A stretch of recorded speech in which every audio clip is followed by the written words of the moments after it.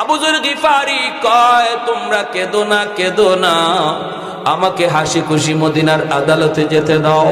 জুম্মার নামাজ হয়ে গেল, মদিনার ছোট বড় নারী পুরুষ সবাই মসজিদে নববীতে চলে আসলো। সবার শুধু কান্না আর কান্না। আজ আবু যর গিফারিকে ফাঁসিতে ঝুলানো হবে। এক খুনির পক্ষে জামিন হওয়ার কারণে মহিলাও কান্দে, পুরুষও কান্দে, যুবক কান্দে, ছোট ছোট বাচ্চারাও কান্দে। ভাইরা, ওই অবস্থায় জুম্মার নামাজ শেষ হওয়ার পর হযরত ওমর ফারুক রাদিয়াল্লাহু তাআলা আনহু আদালতের বিচারকের আসনে বসলেন। এই অবস্থায় হযরত ওমর ডাক দিয়া বলে, আবু যর, যার পক্ষে জামিন হয়েছ সে কিন্তু এখনো আসে নাই। অতএব মামলার রায় হলো তোমাকে ফাঁসিতে ঝুলানো হবে। তুমি কি প্রস্তুত?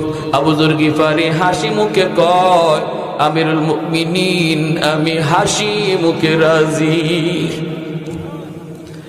আবু যর গিফারি হাসে, কিন্তু মদিনার সব মানুষ কান্দে, আর সবাই কান্দে, আবু যর গিফারি হাসে। সামনের দিকে আগান, সামনের দিকে আগান, আবু যর গিফারি সামনের দিকে আগান। জল্লাদকে হযরত ওমর বলতেছে, জল্লাদ যাও, যাও, তুমি যে রশি লাগাও। মদিনার মানুষ দেখতেছি এই জল্লাদ জীবনে কাউকে ফাঁসিতে ঝুলাইতে কোনোদিন একটুও দরদ দেখায় না, মদিনার জল্লাদ। কিন্তু আজকে ওই জল্লাদ যখন আবু যর গিফারির দিকে আগায়, চোখ থেকে দর দর করে পানি পড়তেছে। এক কদম আগায়, দুই কদম পিছনে যায়। এমনকি খলিফাতুল মুসলিমিন হযরত ওমর নিজেও চোখের পানি মুছতেছে।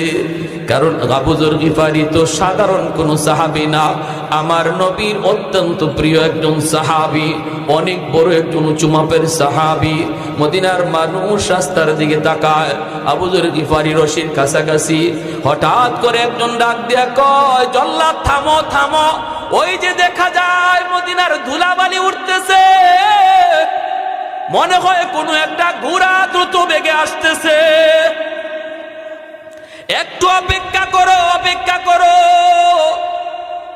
অল্প সময়ের ভিতরেই দেখা গেল যুবক আইসা হাজির। আল্লাহু আকবার। ওই যুবক আইসা হাজির, একদম আদালতের ভিতরে ঢুইকা আগে মাপ চাইতেছে, আমিরুল মুমিনিন, আমি নামাজের আগে পৌঁছতে পারি নাই, রাস্তায় আমার এই গোড়ার জিনপুষটা ভেঙে গেছিল, এজন্য একটু বিলম্ব হয়ে গেছে, মাপ চাই। আমার ভাইরে আপনি তাড়াতাড়ি এই আসন থেকে, এই জায়গা ফাঁসির মঞ্চ থেকে নামায় দেন, আমাকে ফাঁসির মঞ্চে আপনি তুইলা দেন। আমি ঋণ পরিশোধ করে আসছি, আমার আব্বা আম্মার কাছ থেকে চির বিদায়